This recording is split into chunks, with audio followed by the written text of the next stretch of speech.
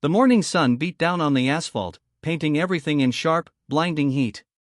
Corporal Emily Rhodes adjusted her cap, sweat running down the back of her neck beneath the stiff collar of her uniform. She'd been at Gate 3 since dawn, her posture perfect, her boots aligned to the inch, her rifle slung with quiet precision. Gate duty. Every soldier hated it. It was repetitive, thankless, invisible work, just checking IDs and wading through convoys. But Emily didn't mind. Not entirely. Invisible meant safe. And after years of proving herself in a male-dominated base, she had learned that sometimes silence was its own kind of armor. Her commanding officer's words still rang in her head from that morning briefing: "Keep it routine, Rhodes. No need to play hero at the gate." But Emily had never been very good at routine. By late morning, the heat shimmered off the concrete, and the base was unusually quiet. Then she heard it, the low rumble of engines. 3 black SUVs rolled toward the gate, their windows tinted, their presence radiating authority. The convoy didn't belong to her base. Something about it made her straighten instantly.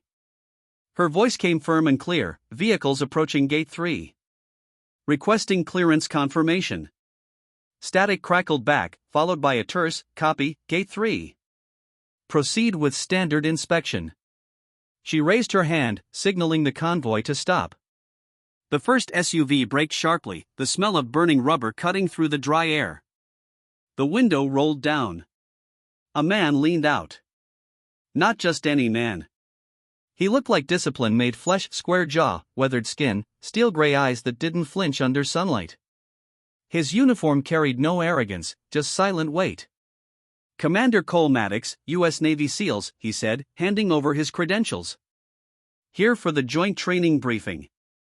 Emily took the ID, her heart ticking faster than she liked. The name hit her instantly: Commander Maddox. The man was practically legend.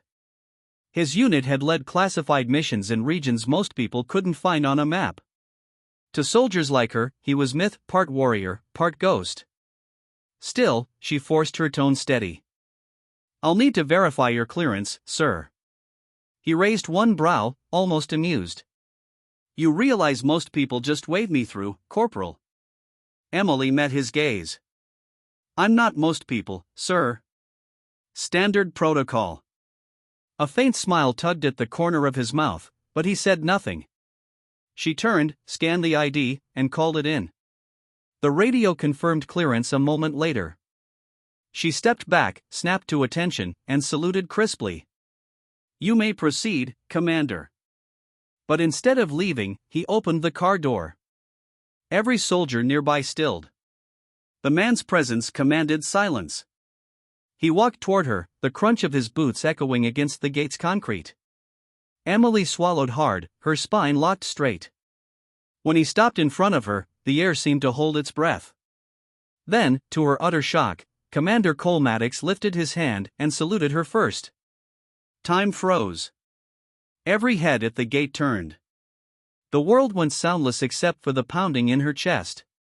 Maddox lowered his hand and said quietly, "You did your job, Corporal. Most forget what that means. Well done." Then he turned and walked back to his SUV. By the time the convoy disappeared down the road, Emily's radio was alive with whispers. The commander of the SEALs had saluted a gate guard. A corporal. That night, the story spread across the base faster than a sandstorm. Some laughed, some rolled their eyes, but others, especially the senior officers, looked at her differently. And then, 2 days later, a message arrived in her inbox.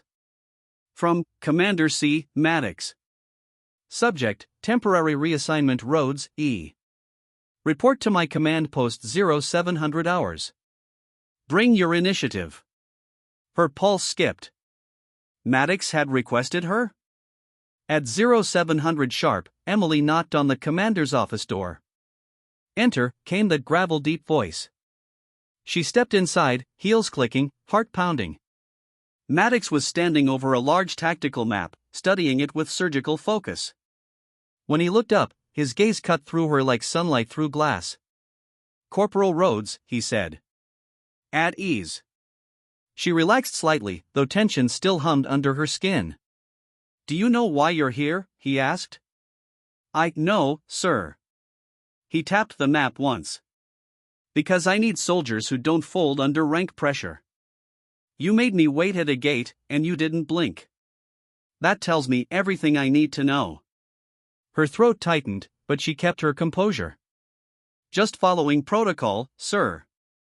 He smiled faintly. "That's what everyone says. But few mean it.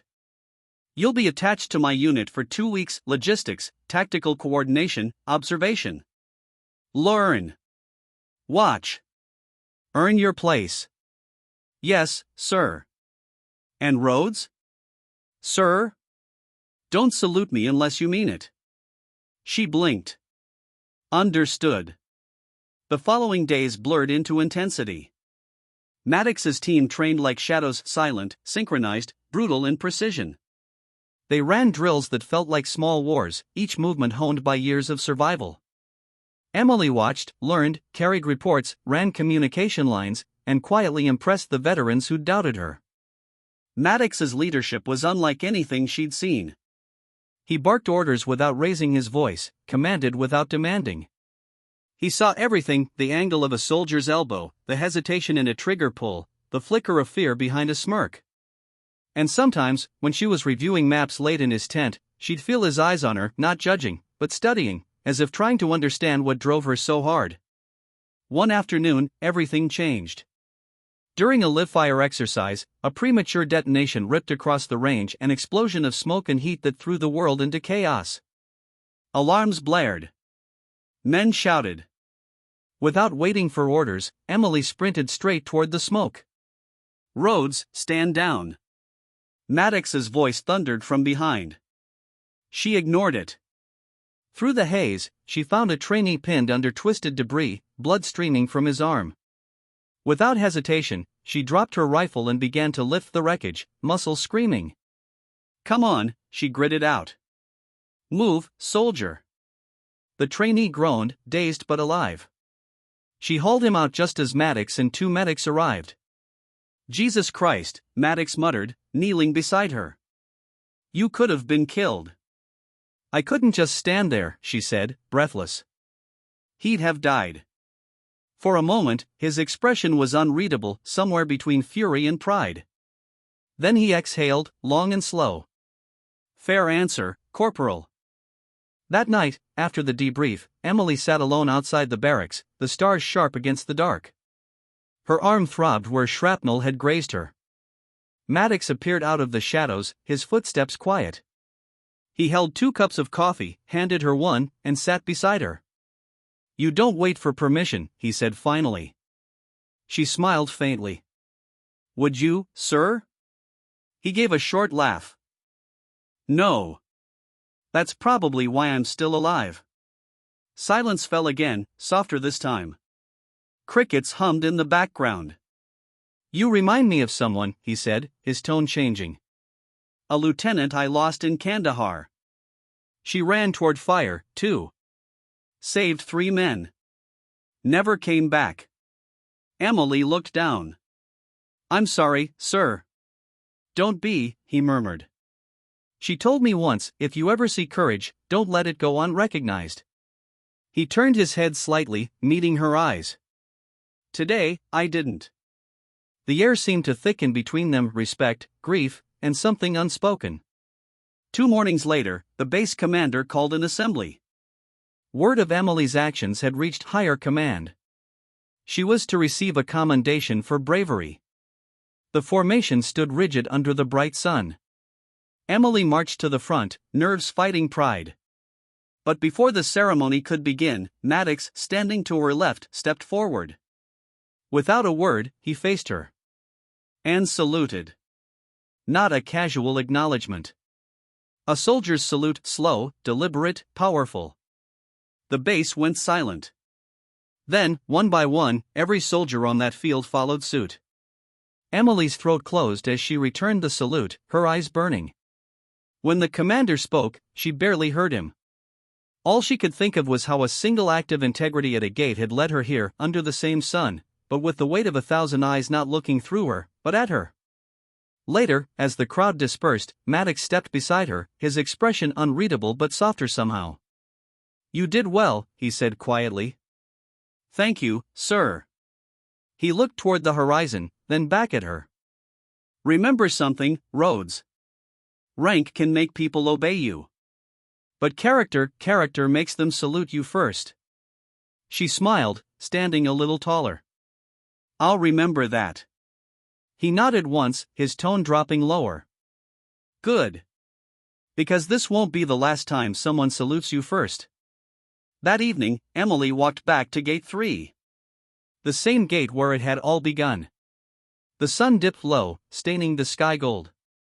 She rested her hand on the metal post, feeling the rough heat under her palm. Back then, she'd just been a name on a duty roster, one of 100 soldiers cycling through monotony. But now, she understood. It wasn't about the salute. It wasn't even about recognition. It was about doing the right thing when no one was watching, when no one expected it, when it was easier to stay silent. Because sometimes, the world does see. And when it does, it salutes.